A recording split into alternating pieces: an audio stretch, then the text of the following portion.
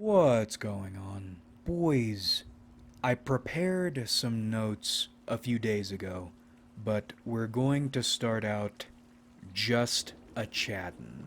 One of the aspects of reality, or maybe humanity, I hate most is the way everyone will use every single opportunity to try to make themselves feel they are the stars of their own movies.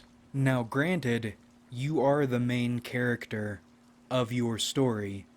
However, if you're going to act out these movie moments in front of other people and try to use other people to make these movie moments in your head work, can you at least not be stupid or not be cliche or recognize when you have done something stupid and cliche and not feel upset when other people don't want to play along? Now, some people might call the feelings resulting from these moments cringe, and that is a good word, but I think the O&A classic douche chills works a whole lot better. What a douche you are, not recognizing how embarrassing what you're doing is.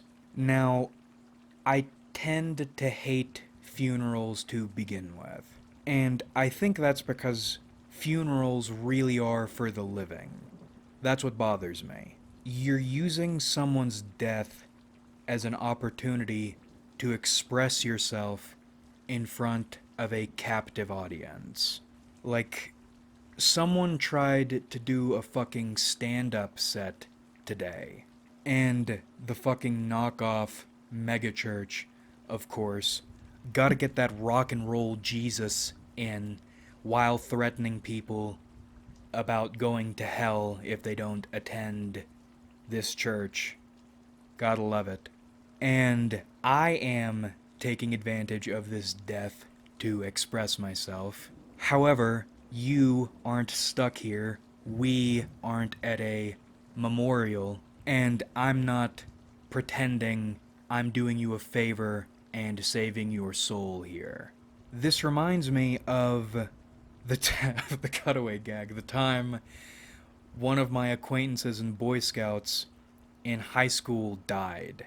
People who bullied him were crying. Once again, what are you crying about?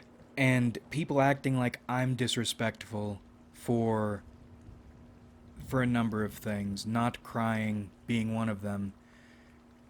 I'm one of the only people who half knew the dude. I don't like people. I don't like funerals. My maternal grandfather didn't want a funeral. Slim doesn't want a funeral. One of his goat old man lines: the moment people start yapping at the funeral they force me to have, I'm gonna get up and walk out. I don't want a funeral. I've been I haven't been reading about it, I haven't been researching it heavily, but it's a metal concept. The Zoroastrian death rites or whatever take you up on top of a tower and leave you there for the birds, which I like because you aren't something there's nothing wrong with burying people, but there's something I've always found gross about it. So the idea of taking someone on top of a dirt tower and leaving them to rot in the open and be eaten by the birds and for people to come and visit, not only is it metal, really metal, big fan, but also I think there's spiritual value to it. I don't know how Zoroastrians conceptualize it, but the way I'm reading it is sort of a return to nature, but not in the burying people sense. Burying really grosses me out.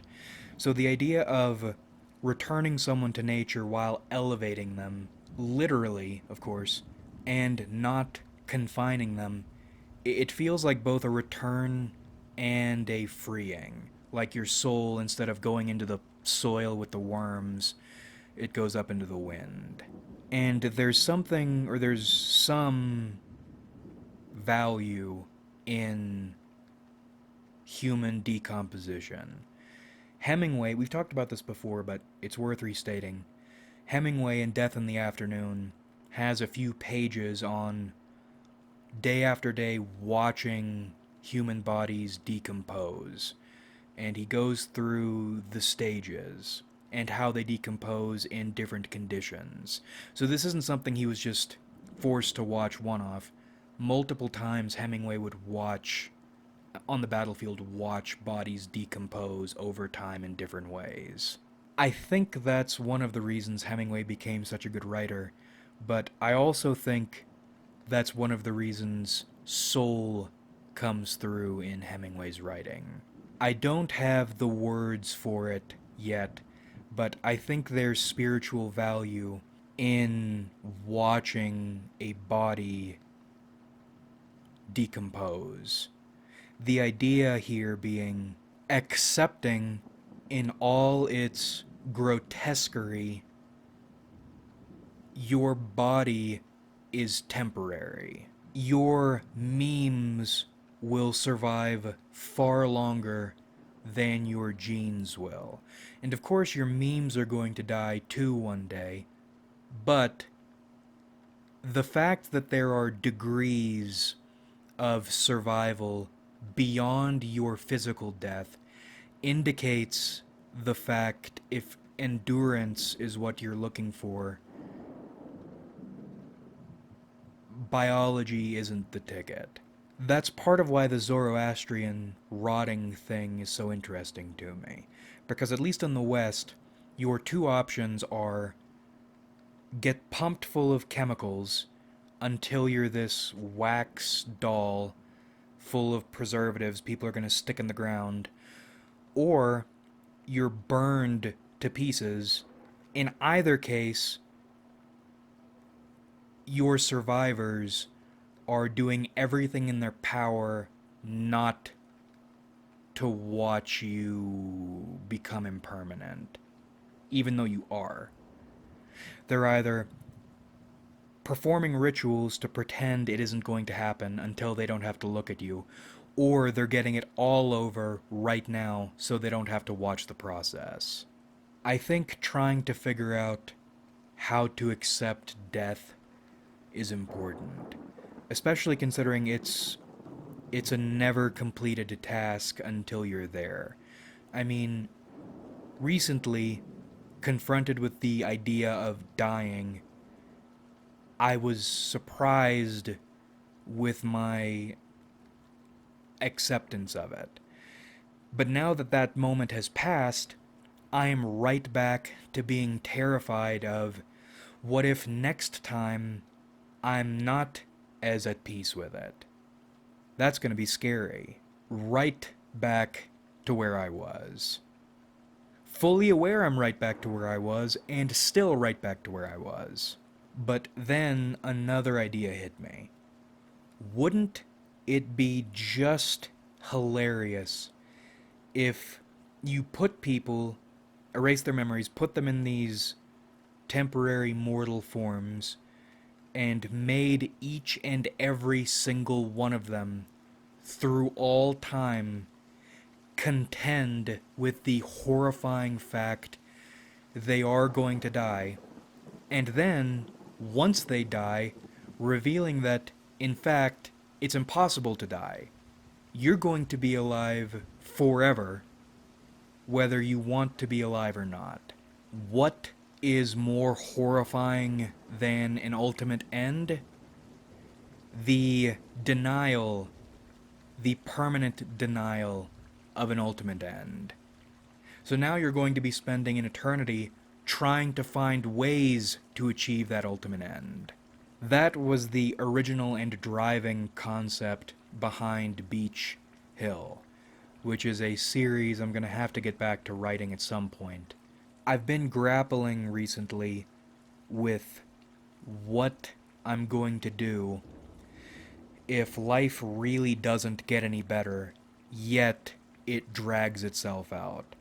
I was reading about nursing homes and the way seniors in the United States can check into hospitals for something and then be forced into nursing homes, which are places you go to die.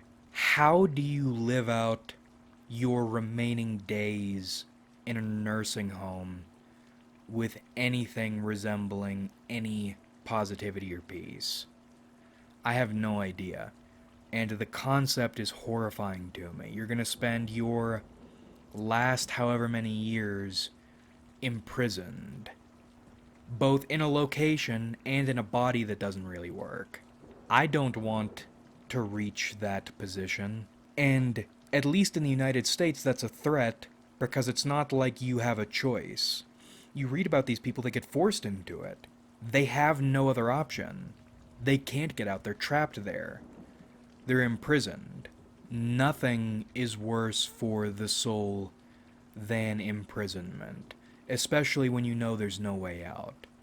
Just kill me if that ever happens. Holy shit. I would rather be dead than be imprisoned for an extended period of time. But I've been thinking about dying lately. Not the process of dying, but rather what death is, and different ways people approach or cultures approach death. It's strange because imagining the process of dying remains horrifying, but thinking about or considering death as a concept is something of a relief. This isn't going to last forever. In fact, the state can give you multiple lifetime sentences, and sooner or later, no matter what they want, you're going to get out. And I love the whole multiple lifetime sentences thing, because if you've had any experience with the justice system, they understand how damaging imprisonment is, especially solitary. It's not like they don't know. Do you think they're stupid? They know exactly what they're doing. They give you multiple lifetime sentences because if they could subject you to multiple lifetime sentences, they would. The only reason they can't is because the man in black is going to take you away one day. Okay, we are going to go through the notes I wrote a few days ago for a completely separate video topic, just so they don't get wasted, and then we are going to come back to that last part there. 3 topics: friends, anger, and dreams/angels. You aren't someone's friend if they separate you from all of their friend groups and spend time with you individually. That's framed as showing you special attention, but in reality, it's isolation. They're spending time with you alone so they can talk with you about things they don't want anyone else knowing about. By the way, if you are someone who enjoys friend groups and you notice one of your friends has this auxiliary friend, and if you are that isolated person on the side, that's what you are, you're an auxiliary, you are getting shit-talked violently daily by your friend to this auxiliary.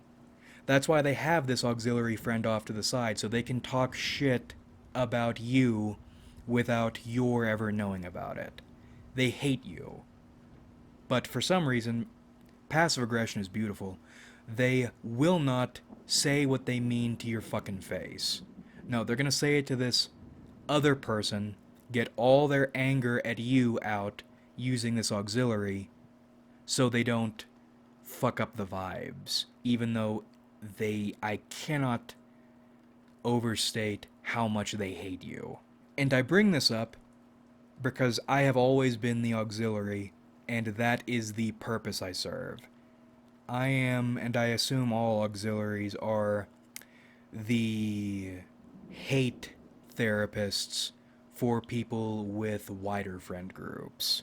However, if you are that auxiliary, Don't be surprised when they treat you like one.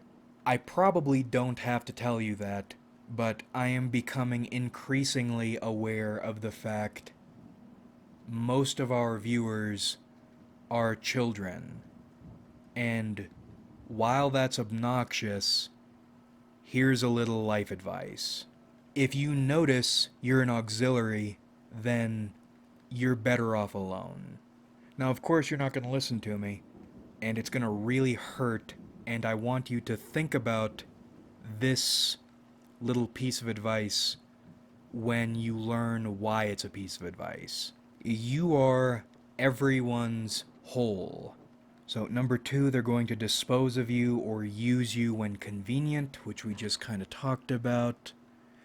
Becoming reliant emotionally on someone who doesn't care about you. This is another way to look at what we just discussed.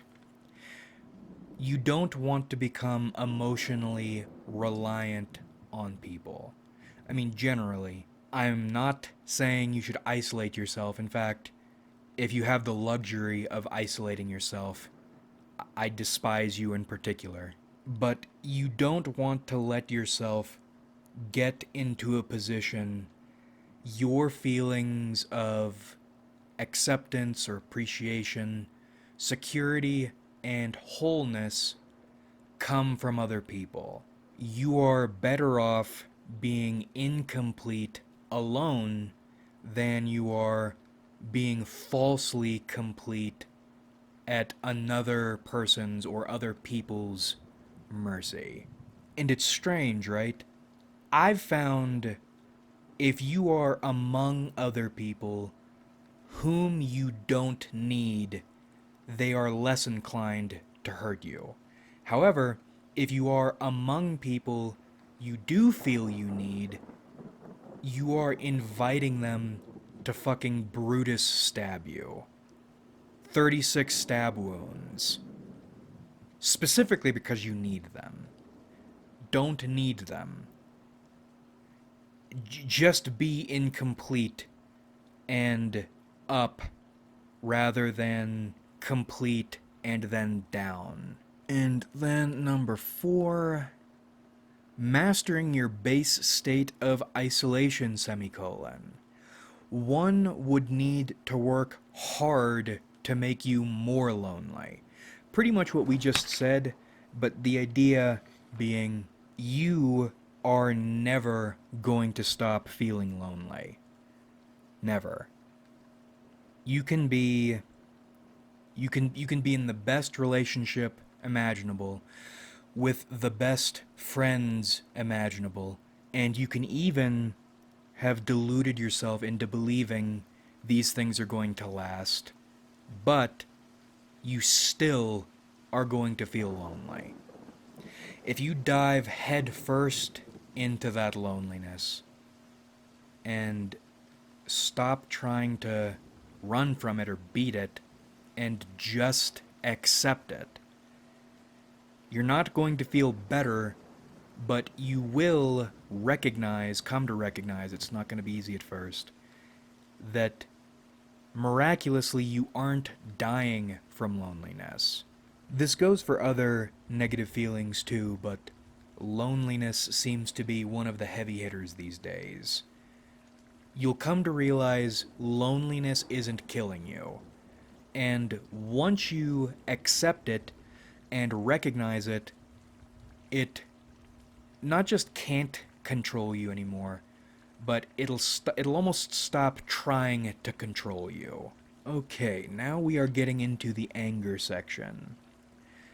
Expressing and feeling anger regularly in low-stakes situations puts you in conversation with your anger. Your anger wants to protect you, semicolon. Knowing it can allows you to stop it from lashing out at bad moments. You can make decisions when it knows it isn't powerless, and you have things under control. So think about your negative feelings. Why do you have them? What are they trying to indicate to you? They're trying to indicate to you something is wrong.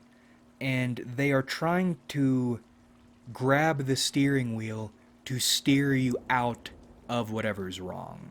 Now, anger is a rough one because it is what we are super socialized not to engage in anger. Even though anger is right there with sadness and maybe fear, anger is the emotion people feel today. Even though every form of socialization or cultural brainwashing, we're using it in the Teddy K sense, that word socialization, every form of socialization is trying to tell you not to be angry. Anger is the feeling most people feel. That's one of the reasons people are so nasty. But anger in this repressed form takes on this explosive persona. Because in our society, that's sort of what anger is. It's not just the way it's presented, that's the way it is. But that's the way it is because it's socialized to be repressed. And when anger is socialized to be repressed, anger being this negative emotion that wants to fight, that wants to kick ass, that wants to save you, isn't allowed to save you from an environment that is poisonous, oppressive, evil. It's repressed, it's repressed, it's repressed, and then you have one bad day and it fucking explodes. And we're going to jump ahead a little bit. That's the way they want it. They make you repress anger so they can control you better and keep you weak. As long as they can make you repress your anger and keep it in this volatile state, they can direct you.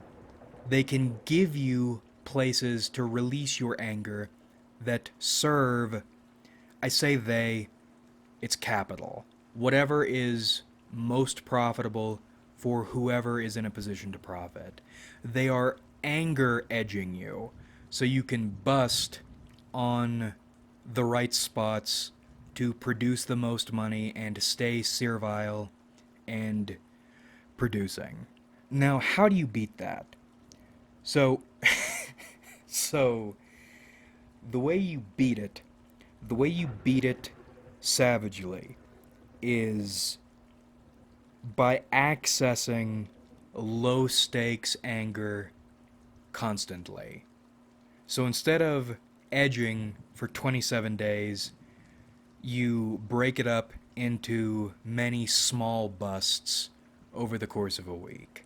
Shit on somebody and be shit on with stakes low enough, nobody's actually going to do anything, and nothing is actually going to happen. You do that enough, you do that daily even, and the moment someone tries to bait you into anger, uncontrollable anger, they try to make you bust, or the universe, the demiurge, tries to give you a really bad day, you have one bad day, and then you have a bad rest of your life if you keep repressing your anger. You are in conversation with your anger enough, you can talk yourself down.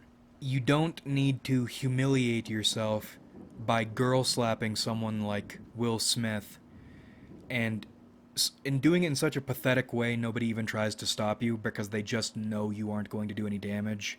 You're that castrated.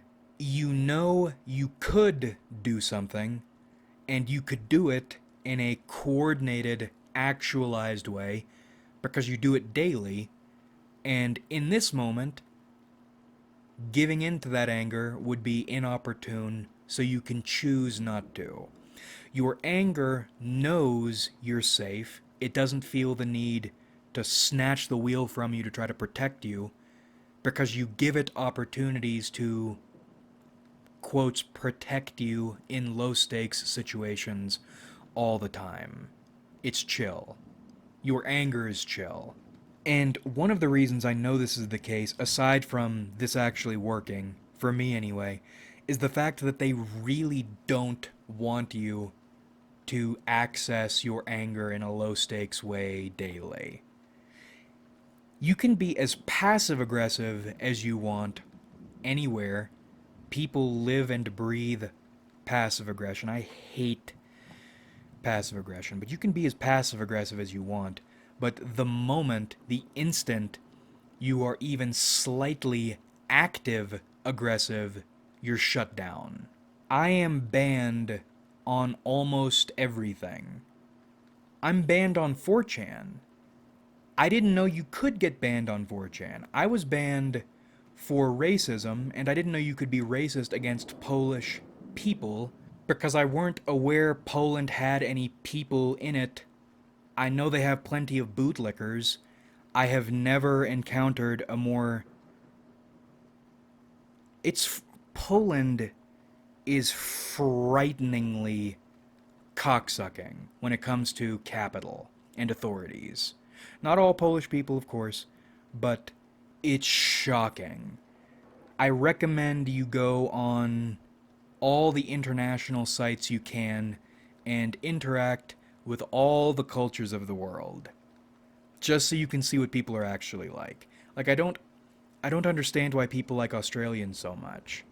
They're like worse Americans, both in the stupider sense and in the weaker sense. But fucking Poland. I got banned on 4chan for racism against Polish people.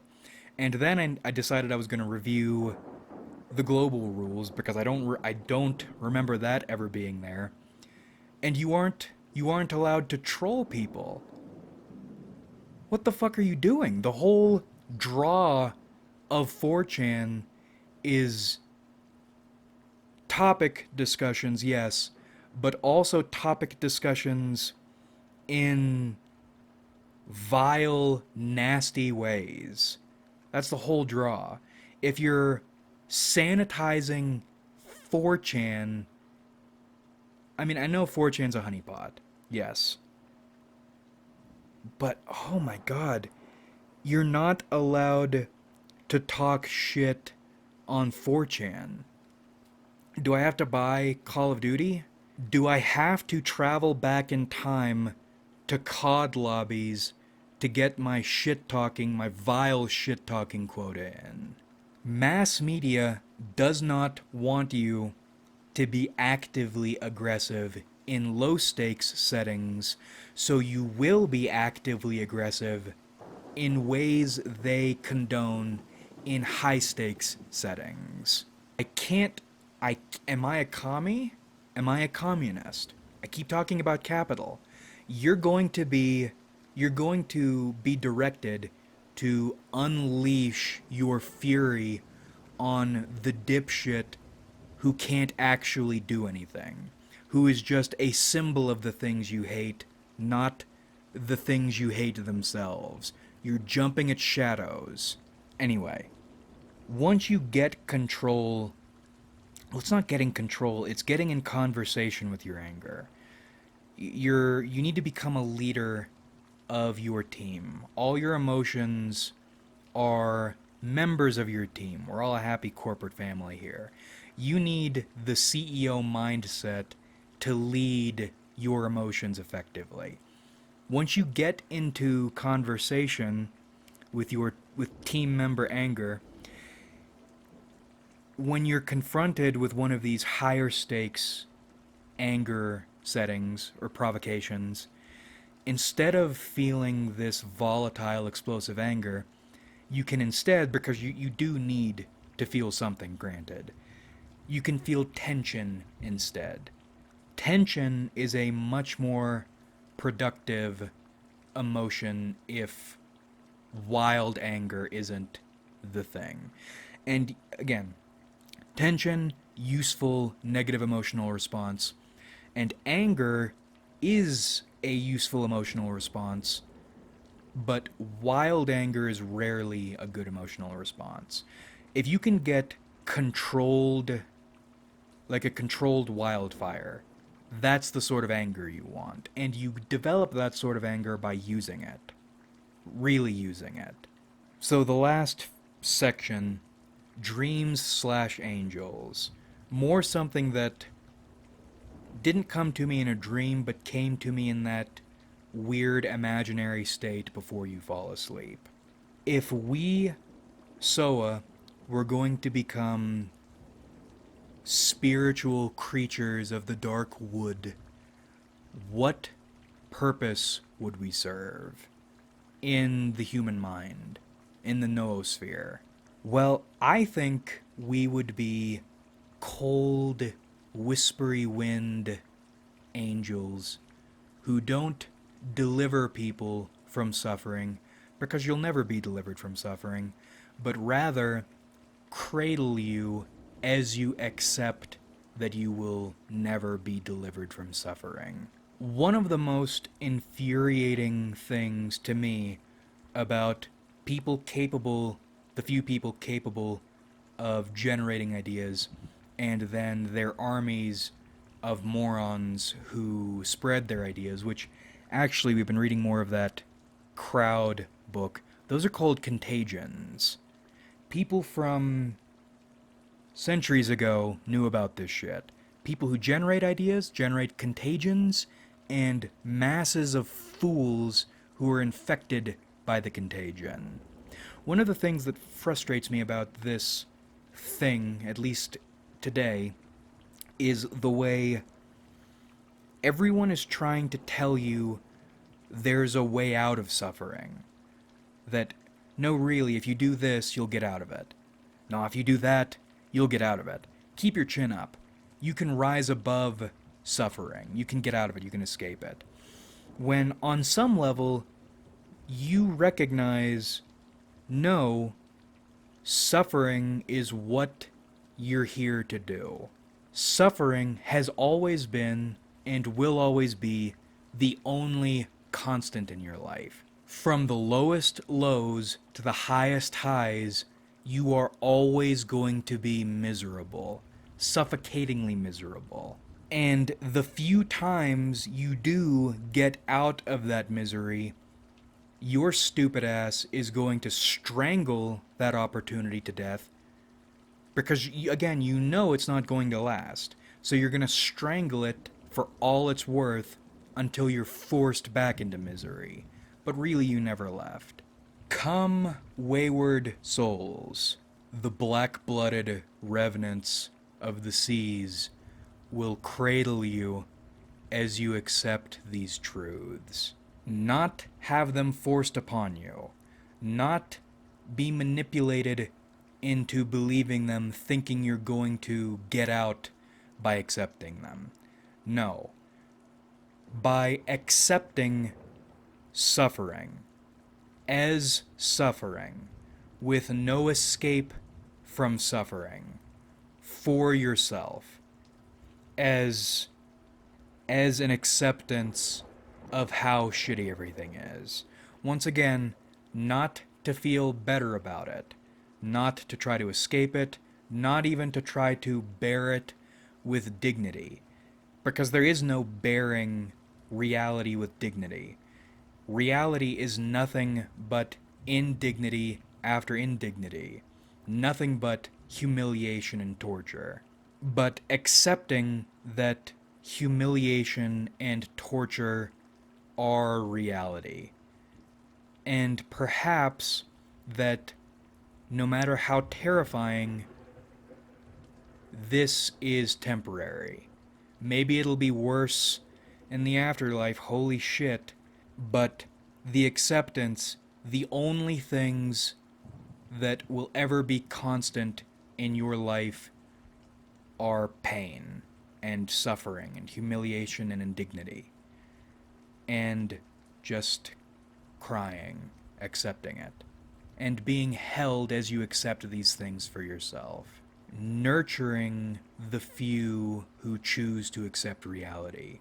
Not pretending to help them escape it, but being there for them as they accept it. And then, as a possible small addendum, I'm finding once you accept the worst, or try to accept the worst for what it is, not just on a logical level, rather, but accepting these feelings, and understanding them. Frieren was talking about this. I'm through the mocked arc in Frieren now. Holy shit, it just keeps getting better. Home run after home run. Understanding what something means verbally or logically versus understanding it emotionally. Once you accept reality for reality and accept that you are not going to escape these things, there isn't a way out. Then you can start playing by a different set of rules. Slowly, but shit, dude, I'll say I'm feeling my own rule set changing slowly. And I'm starting to pull off some wacky, wild shit. It's almost like none of this is real. And if you accept that you're here to suffer, maybe there's a possibility the Demiurge actually likes some people sometimes. I don't know. Need to work on these things. That's why this is a small addendum. I keep reading about Datura, by the way. Really interesting that if you take that almost dying on it dose, people report meeting this Hecate figure almost universally. Really interesting. But of course, this is all to say we are aspects of Michael Kirkbride's dream. Dagoth by the way, watched a video on that. I'm still digging through shit by myself, but the video had a really interesting way of looking at it. The false dreamer, well no, that is the way it is. I did read that part. The false dreamer actually scared the shit out of me. I don't think this decals anywhere else, but after getting more into Morrowind lore and starting up that Redoran character, running across the Dreamer Awakens or something like that, or the Dreamer is Awake, scared the shit out of me, actually. False Dreamer. Dagoth isn't a living god. Dagoth died, but didn't actually... He's dead, but his soul is awake. The reason he doesn't leave behind a body is because he believes he is the Dreamer, and he projects himself into reality. So Vivek is a living god with a corporeal form in and of itself. That's Chim. The drop swallows the ocean. The video called it anti-Chim for Dagoth He makes the mistake of assuming he is the dreamer, he is the spring from which reality flows. He isn't, but he does have the ability to project shit into the dream in a dreamer-like way. Additionally, the fact Dagoth like Vivek, right? Vivek operates a totalitarian regime in which nobody, or the tribunal, I guess all of them do, but their explicit purpose is to keep mortals out of the dream, let's say, or the dreaming. Whereas Dagoth the false dreamer, the not exactly dead god as compared to the living god, is trying to bring all of his people into the dream, to make them all dreamers unto themselves. Really interesting shit. Still need to chew on it, but... God, I just really like Dagoth and I fucking hate Vivek. But that about rippity wraps this one up. I hope you enjoyed watching, because I certainly enjoyed making it. Messy, but not in a bad way this time. Not in a way that I hate this time. Like if you enjoyed, because it helps me out a lot. Subscribe if you haven't, because we do this shit sometimes. And comment your thoughts, because I love hearing from you. What? Oh god. Oh god. What do you think about dying and death? What do you think about dying as something that happens to you, and death as a concept? Thanks again for watching, everybody. Really, we had a lot of fun on this channel. So much fun, in fact, you can drag it on top of a tower and leave it out for weeks on end, and periodically visit it to reflect on it. That's a lot of fun. And that's how much we on this channel, and I look forward to doing this with you guys again in the future.